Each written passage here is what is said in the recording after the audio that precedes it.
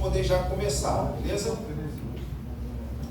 Eu espero que você tenha sido abençoado. Na verdade, essa igreja já é uma igreja para abençoar muitas pessoas. E eu espero que você tenha sido abençoado no nosso primeiro encontro, no qual traçamos aí sobre alguns aspectos biográficos da vida de Paulo de Tarso, né? Uma vida muito importante para a história da humanidade de um modo geral, não somente para a história do cristianismo, mas para a história da humanidade.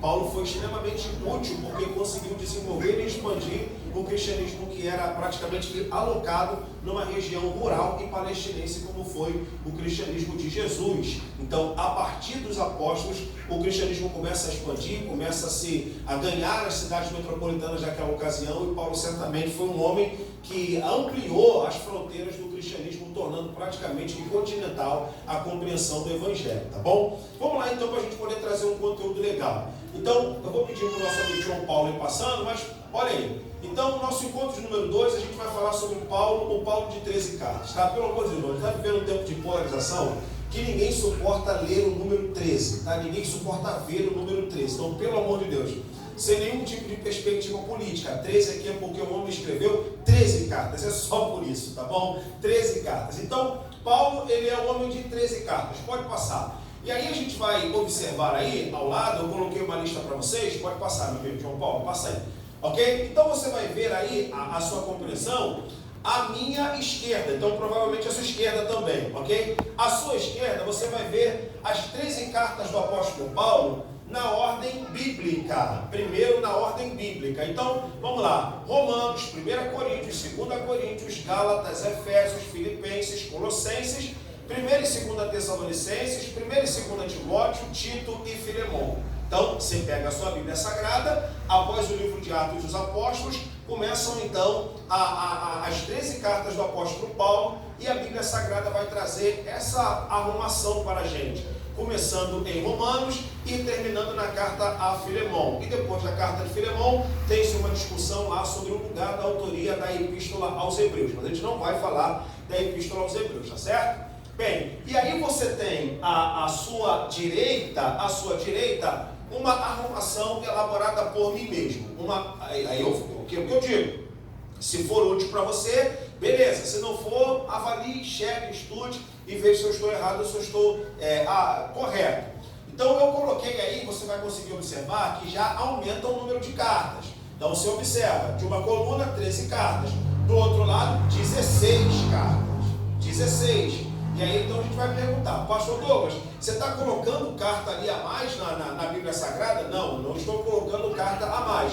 Só que dentro de uma carta é possível encontrar outra, ou outras cartas. Ou seja, dentro dessas 13 cartas do apóstolo Paulo, é importante, a gente vai verificar aqui, vamos abrir o texto bíblico, a gente vai verificar que provavelmente dentro de uma carta pode ter um sinal ou uma evidência de uma, duas ou até outras mais. E aí então eu coloquei uma arrumação que eu vou tentar dar conta no nosso encontro de hoje. Então veja, eu vou começar a falar das 13 cartas do apóstolo Paulo, destacando as principais características de cada carta, mas diferente daquilo que normalmente é dito, eu vou tentar trabalhar em ordem cronológica. Então, na minha cronologia, eu vou tentar provar para vocês, ela vai começar a partir de 1 Tessalonicenses. Então, a primeira carta que o apóstolo Paulo pode ter escrito foi a carta de 1 Tessalonicenses. Depois, 2 Tessalonicenses. E aí, número 3, você tem a Coríntios A. Então, atenção para esse dado. Por quê?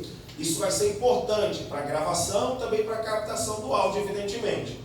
Na teologia, especificamente nesse tempo mais moderno, uma teologia mais fresca, já não se estuda mais em seminário 1 Coríntios e nem 2 Coríntios, tá? Então, ou seja, os seminários hoje que tentam trazer um tipo de proposta metodológica nos estudos de Paulo mais recente, aboliram a lógica de estudar 1 Coríntios e de estudar 2 Coríntios. Por quê? Porque se descobriu que dentro de 1 Coríntios e 2 Coríntios, na verdade, você tem 5 correspondências de Paulo. 5 correspondências. Então, na verdade, o que a gente vai verificar aqui daqui para frente quando a gente chegar em Coríntios. Quando a gente chegar em Coríntios, a gente vai encontrar 5 correspondências de Paulo para a igreja e uma da igreja de Corinto para Paulo. Isso, eu, inclusive, já falei isso para vocês. Então, só aqui a gente tem 6. Mas a gente vai dar conta aqui das 5 correspondências de Paulo se comunicando com a igreja de Corinto. Quero deixar claro, pelo amor de Deus, tá? Como a gente está num encontro específico para poder trabalhar ou tratar sobre isso, então você vai ver amanhã ou depois vários pregadores, o pastor dessa igreja, uma leitura e eu mesmo. Irmãos, abra sua Bíblia na carta de 2 Coríntios, você já sabe o que é. Mas abra sua Bíblia na carta de 1 Coríntios. Agora, quando a gente estuda Paulo de maneira cronológica, tratamos hoje as cartas de 1 Coríntios e 2 Coríntios como Coríntios A, B, C, D e E.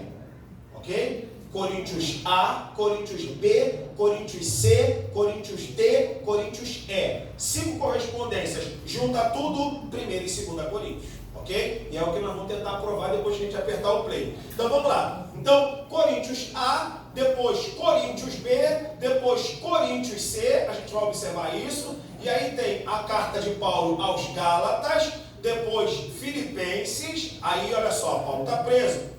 Colossenses, Filemão, Coríntios D, Coríntios E, carta aos Romanos, a carta aos Efésios, 1 Timóteo, 2 Timóteo, e aí então, 1 Timóteo, Tito, 2 Timóteo, morte de Paulo. Então veja, aqui o que a gente vai falar agora? A gente vai começar a trabalhar os aspectos da primeira escrita do apóstolo Paulo, e a gente vai encerrar nossa fala de hoje culminando na morte de Paulo, inclusive dando para vocês algumas razões que eu particularmente isso me emocionei, enche meus olhos de lágrimas, mas mais para frente a gente vai tentar chegar, em nome de Jesus.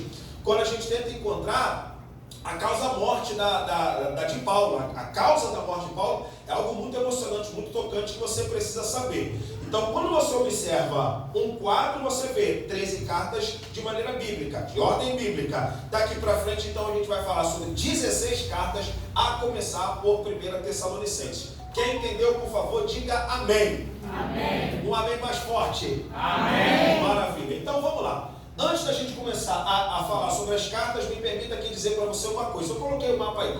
Passa para mim e coloca o mapa aí. Pode passar? Aí. Atenção. Esse mapa, pessoal, é o mapa da terceira viagem missionária. Eu não vou falar dele sobre agora, mas eu quero que você compreenda minimamente bem. Atenção. Você, membro dessa igreja, de Cordovil, uma igreja ultra ensinada, eu conheço muito bem a tradição de Cordovil. Então, veja bem, você, membro dessa igreja, você, leitor de Bíblia, você precisa estudar a Bíblia Sagrada à luz do mapa, gente. À luz do mapa. Por exemplo, você pode olhar para a sua Bíblia agora e veja só. A gente tem uma Bíblia que sempre vem acompanhada de vários mapinhas. E esses mapinhas que vêm conectados à sua Bíblia Sagrada, ela não vem somente para tornar a sua Bíblia mais decorada ou a sua Bíblia mais cara. Não, ela vem para poder te auxiliar no recurso dessa transição de Paulo que está numa cidade e vai para outra, Paulo que está numa região e vai para outra região. Isso tudo vem para poder nos ajudar. Então, assim, dica de ouro. Você vai ler as cartas de Paulo, vai estudar as cartas de Paulo, procura ler paralelamente a compreensão de um mapa. Por exemplo, daqui para o final, acredito que vai ficar claro a nossa exposição que vou fazer aqui, e você vai ver que está tudo no mapa. O mapa está dando, evidentemente, para nós, todo o mapeamento dessas andanças do apóstolo Paulo, tá bom? Então vamos lá. Paulo fez 3 viagens missionárias. 3 viagens missionárias. A primeira viagem missionária que Paulo faz no ano 46, 47, Paulo ele é um auxiliar da igreja. Paulo ele é um líder junto com Barnabé, mas o líder da caravana é Barnabé. O Paulo ele é o vice. Paulo ele é o segundo na sucessão da liderança da igreja de Antioquia. Junto com Barnabé, Paulo funda algumas igrejas na região da Ásia Menor, principalmente na região mais inferior, como você consegue observar no mapa. Vou descer aqui, ó. Você consegue observar no mapa aquela região ali. Então, atenção para a ponta vermelha.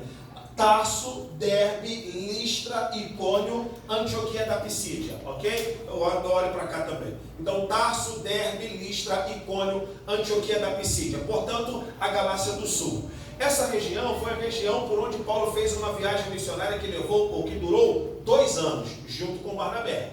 Ali, Paulo vai fundar, junto com Barnabé, algumas igrejais. E aí, vamos lá, pessoal, andando com Bíblia que a gente vai voar aqui e o tempo vai voar também.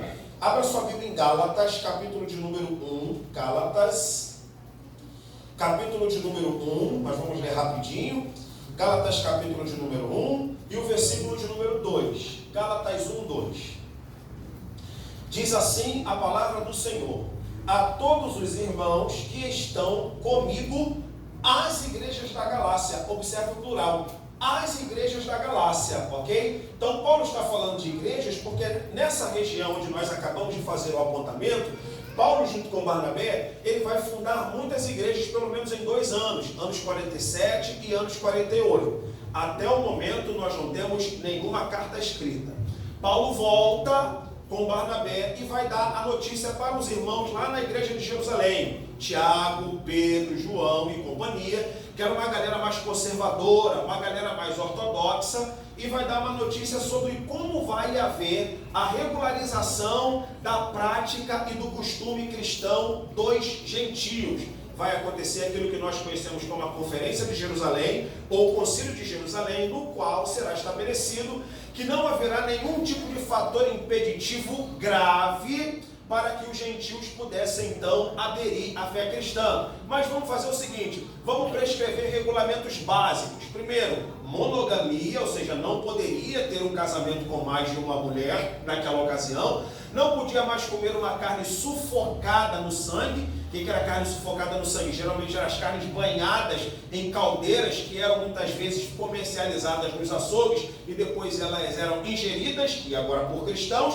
Então Tiago proíbe isso, e a carne que seria previamente oferecida a determinada entidade. Então há essa prescrição, e aí eles chancelam essa prescrição. A prescrição vai ser praticamente que vai ser colocada por escrita.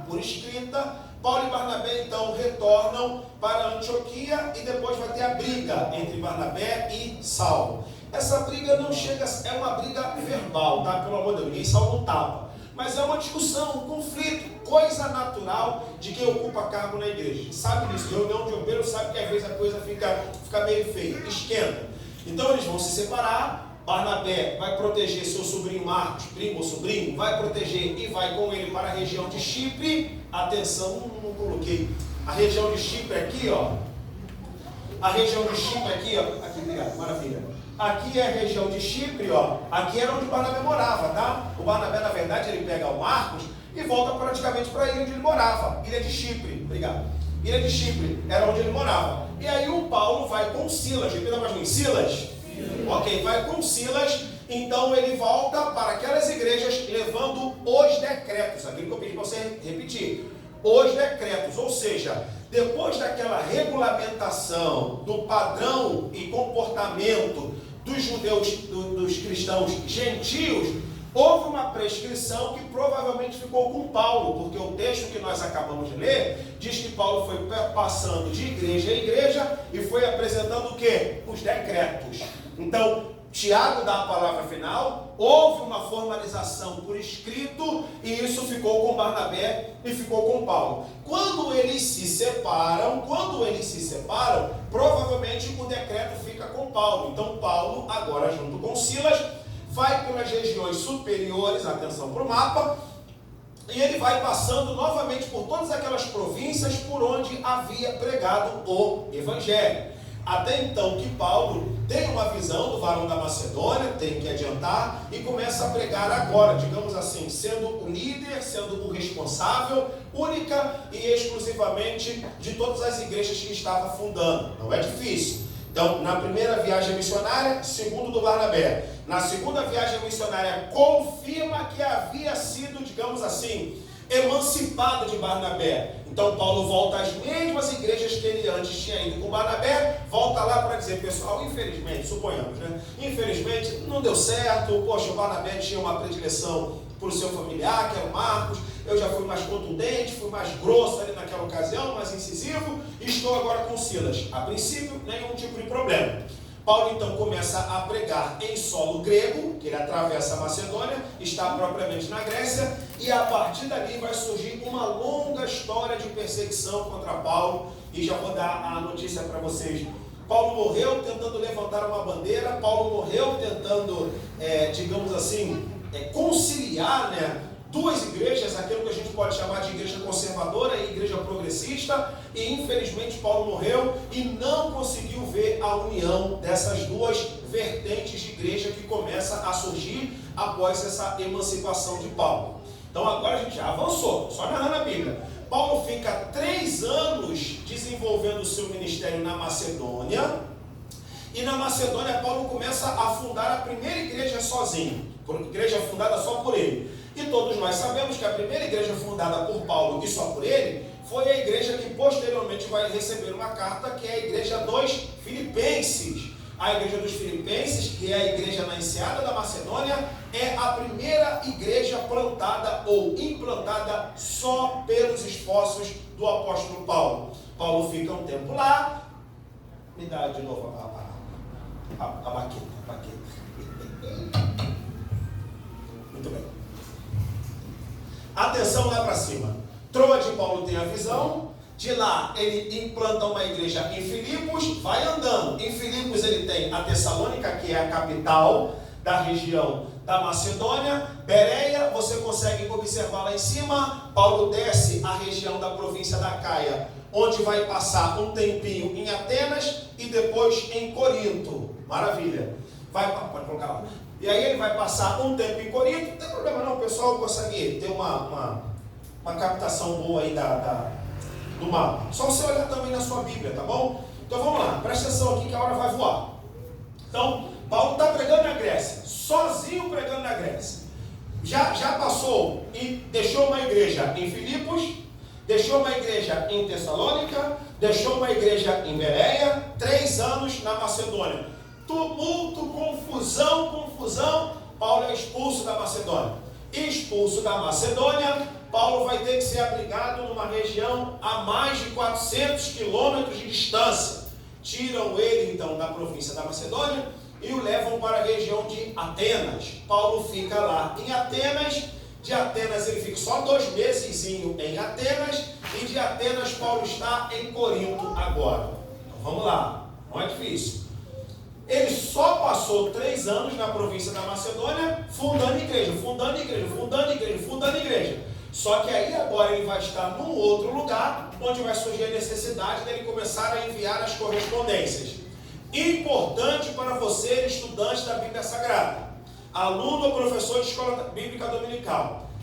Para você conseguir compreender bem isso que eu estou dizendo, ou como daqui para frente vai ficar a sua vida espiritual, é importante que você saiba o destinatário da carta, mas é importante que você saiba também onde Paulo esteve ou estava quando escreveu uma carta. Exemplo, vou dar aqui então, fazer uma pergunta e eu mesmo vou responder, a obrigação é minha. Bom, que eu sei que Paulo escreveu uma carta à igreja de Roma, ok, ninguém tem dúvida, que nós temos a carta aos Romanos.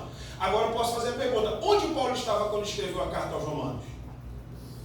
Isso muda tudo, gente. Isso muda tudo. Eu sei que Paulo escreveu uma carta para Roma. Agora eu quero saber onde Paulo estava quando escreveu a carta aos Romanos. Entende?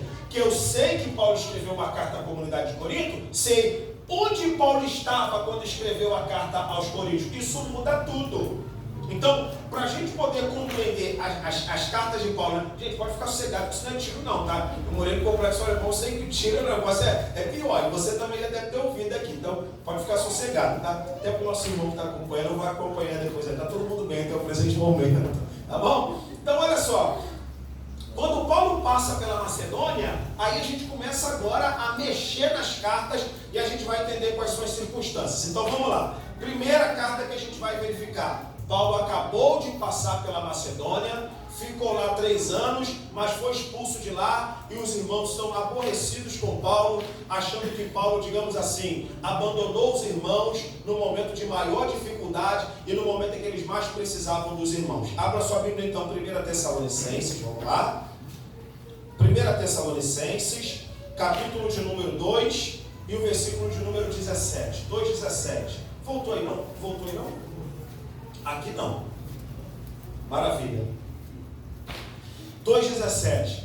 Eu vou ler.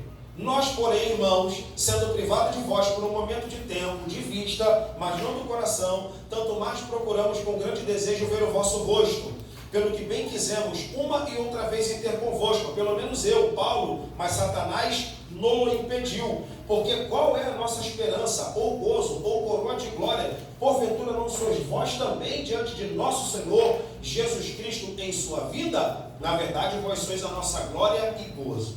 Atenção para cá. Paulo acabou de ficar 3 anos na região da Macedônia. Uma perseguição terrível de Paulo contra Paulo. Paulo é aconselhado pelos irmãos a sair mais rapidamente da Macedônia e ele desce e vem para Corinto. Atenção para o mapa, porque você vê lá em cima, Macedônia, uma província, e abaixo outra província, caixa alta. Então só você observar aqui, ó, olha os países. País está sempre na caixa alta: Síria, Ásia, Macedônia, Acaia. Então vamos lá. Paulo acabou de sair da Macedônia, está na província da Acaia, e ali na província da Acaia ele está dando uma justificativa, ou seja, ele está dizendo ali a razão pela qual ele não conseguiu retornar para estar com os irmãos. Aí ele diz: gente, eu queria estar com vocês, mas o Satanás me impediu. Satanás impedia Paulo de poder voltar e dar uma assistência para os irmãos. Mas Paulo estava aborrecido porque estavam tentando envenenar, atenção para esse dado, estavam tentando envenenar a igreja contra Paulo, dizendo o seguinte: Paulo plantou a igreja aqui, nós nos convertemos ao evangelho que Paulo está pregando, mas na verdade Paulo foi embora, está tirando férias lá em Atenas, e a gente está aqui no calor da perseguição. Aí Paulo se sente contestado e escreve então a primeira carta dizendo: não, gente, eu não estou com vocês, não é porque eu não quero, não. Eu tentei ir uma e tentei ir 2 vezes, mas o Satanás me impediu. Não vou responder, só vou provocar. Não vou responder, mas só vou provocar. Se você der uma lida em Atos capítulo de número 16, você vai ver que é Deus que abre a porta da Macedônia para Paulo. Passa a Macedônia e nos ajuda. Lembra disso? Passa a Macedônia e nos ajuda. Então, o mesmo Deus que abriu a porta da Macedônia para Paulo, agora nós temos um relatório que Satanás fechou a porta da Macedônia para Paulo. Que coisa interessante, ok? Deus abriu a porta da Macedônia e agora Paulo diz: eu queria voltar para a Macedônia, mas o Satanás não está deixando, ou seja, não consigo voltar para a Macedônia. Então, para a gente poder matar primeiro aqui, Paulo está recebendo uma contestação de uma ala da igreja que achou que o líder da igreja estava tirando férias lá em Atenas, enquanto a igreja estava passando, digamos assim, no olho do furacão. A igreja estava passando uma tremenda aprovação. Aí olha só que coisa bonita Paulo diz para nós no versículo de número 17. Atenção, gente, fica preocupado com isso não. Verso número 17. Nós, porém, irmãos, sendo privados de vós por um momento, de tempo, de vista, mas não do coração. Olha Paulo dizendo: eu não consigo ver vocês com os meus olhos, mas no meu coração estou junto com vocês. Olha a resposta de Paulo: eu estou afastado de vocês visualmente. A gente está separado por mais de 500 quilômetros, mas o meu coração está com vocês intensamente. Versículo de número 6 do capítulo 3. 3 do capítulo 6. Vindo, porém, agora Timóteo de vós para nós, trazendo-nos boas novas da vossa fé e caridade, e de como sempre tendes boa lembrança de nós, desejando muito ver-vos, como nós também a vós. E por essa razão, irmãos, ficamos consolados acerca de vós em toda a nossa aflição e necessidade pela vossa fé. Verso 8. Olha, irmãos, verso 8. Olha o texto bíblico: porque agora vivemos sabendo que vocês estão firmes no Senhor. Então, olha para cá, por favor. O Paulo está de um lado numa aflição, porque ele não sabe o que está acontecendo com a igreja. Não tem selfie, não tem Facebook, não tem internet, não tem nada. Então, Paulo está na Paulo está na Acaia, preocupado, sem ter notícia do que está acontecendo lá na Macedônia. Timóteo disse assim: calma Paulo, tem uma galera que está se opondo a você, mas tem uma galera que também está com saudade de ti. Não somente com saudade de ti, tem uma galera que sabe que você está aqui, porque realmente estão todo mundo querendo pegar você lá. Paulo escreve a carta de 1 Tessalonicenses para dizer: ufa, que bom que vocês não estão duvidando da minha idoneidade, que bom que vocês não estão duvidando, achando que eu coloquei vocês no olho do furacão e eu agora estivesse tomando água de coco na sombra fresca. Não, Paulo está dizendo: eu queria muito estar com vocês, mas Satanás está furioso e não está deixando a gente prestar esse serviço ao Senhor momentaneamente. E diante dessa circunstância, Paulo escreve a primeira carta. Vamos lá. A primeira carta, então, se prova para nós, porque você tem a ausência de teologia. Você tem aí, maravilha. Deixa eu colocar aqui para vocês aqui, ó. Isso aqui, ó.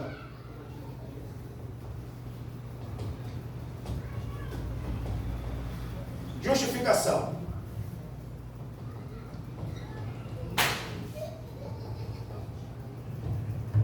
Atenção para cá. Qual é a prova de que 1 Tessalonicenses é a primeira carta de Paulo? A ausência da teologia da justificação. Quem bate o olho na carta de 1 Tessalonicenses vai sentir a ausência, vai bater o olho lá na carta e vai ver, ué, Paulo não está falando aqui da salvação pela graça, Paulo não está falando aqui do tema da justificação, Paulo não está falando aqui sobre o tema da cruz de Cristo, ou seja, os principais tópicos da teologia de Paulo faltam aqui na carta de 1 Tessalonicenses. Se faltam na carta de 1 Tessalonicenses, é evidente que Paulo ainda não refletiu a sua teologia. É assim que a gente explica. Ou seja, a teologia, ela é algo que vai nascendo junto com o amadurecimento do indivíduo. Exemplo, você tem um obreiro na igreja que não fez teologia. Então ele pregava de uma maneira, orava de uma maneira, pensava e refletia de uma outra maneira. O sujeito passa por um seminário da igreja. Ele vai pensar diferente, ele vai escrever diferente, ele vai pregar diferente, ele vai desenvolver mais a mentalidade antes de ter passado pelo seminário. Ou seja, o antes e depois é marcado por uma evolução de pensamento. Então, quando você observa a carta de Paulo, a 1 Tessalonicenses, você vê um Paulo muito preocupado ainda com o tópico abaixo. O que está escrito aí? A gente vai falar mais animado. O que está escrito aí? Escatologia. Então, ou seja, o Paulo de 1 Tessalonicenses é um Paulo ainda muito preocupado com escatologia. A prova disso é, dica de ouro, nos 5 capítulos da carta de Paulo, Paulo vai sempre pontuar ou encerrar algo relacionado à volta de Jesus. Vamos fazer um exercício? Vamos lá, 1 Tessalonicenses, capítulo de número 1, versículo de número 10. Então nós temos aqui o encerramento do primeiro capítulo. A esperar dos céus, a seu filho que ressuscitou dos mortos, a saber, Jesus, que nos livra da ira futura. Falou da escatologia no primeiro capítulo. Segundo capítulo, capítulo de número 2, versículo de número 19. Porque qual é a nossa esperança, ou gozo, ou coroa de glória? Porventura não sois vós também, diante de nosso Senhor e Salvador Jesus Cristo, em sua vinda. Segundo capítulo, pontuando a respeito da volta de Jesus. Terceiro, capítulo de número 3, versículo de número 11, 3:11. Ora, o mesmo Senhor Deus e Pai e Senhor Jesus Cristo encaminhe a nossa viagem para vós, e o Senhor nos aumente e faça crescer em caridade uns para com os outros e para com todos, como também nós para convosco, para vos confortar o vosso coração, para que sejais irrepreensíveis em santidade diante do nosso Deus e Pai, na vinda do nosso Senhor Jesus Cristo com todos os santos. Capítulo 3, pontuando sobre a volta de Jesus. Capítulo de número 4, todo mundo sabe que é o texto do arrebatamento da igreja. Capítulo de número 4, versículo de número 16. Porque o mesmo Senhor descerá do céu com alarido, com voz de arcanjo, com a trombeta de Deus, e os que morreram em Cristo ressuscitarão primeiro. Preciso mais falar, acho que aqui é o suficiente. Capítulo de número 5, versículo de número 23. E o mesmo Deus e Pai vos santifique em tudo, e todo o vosso espírito, alma e corpo sejam plenamente conservados e irrepreensíveis para o quê? Para a vinda de nosso Senhor Jesus Cristo. Meu irmão, 5 capítulos, palavras finais de cada capítulo: volta de Jesus, volta de Jesus, volta de Jesus, volta de Jesus, volta de Jesus. Então isso aqui está mostrando para nós que Paulo ainda não pensa a vida de maneira muito longeva, tá? Atenção para cá. Então, Paulo ainda não pensa a vida de maneira muito longeva. E isso aqui está em conexão com a igreja primitiva. A igreja primitiva não esperava Jesus para 10 anos, 15 anos, 20 anos, 30 anos, não, tá? Os primeiros cristãos esperavam Jesus para a semana que vem. Vocês sabem muito bem disso. Jesus foi assunto para os céus. Os discípulos estão perguntando: a semana que vem ele bota a cara na igreja com todo respeito. Semana que vem ele aparece, semana que vem ele vai estar aqui com a gente. Semana que vem o mundo vai acabar. Passar 1, 2, 3, 4, 5, 10, 20, 1000, 2000 anos e Jesus ainda não voltou. Então os primeiros cristãos não estão pensando em fazer uma teologia para as próximas gerações. E não estão pensando em fazer para as próximas gerações. Por quê? Porque eles pensam que Jesus voltará a qualquer momento. Então a carta de 1 Tessalonicenses está deixando claro para nós que Paulo é alimentado por essa expectativa. Só que quando você dá uma lida em 2 Coríntios, fica sossegado que eu vou chegar lá, o Paulo já não acredita mais que vai passar pelo arrebatamento, mas ele vai passar pela ressurreição.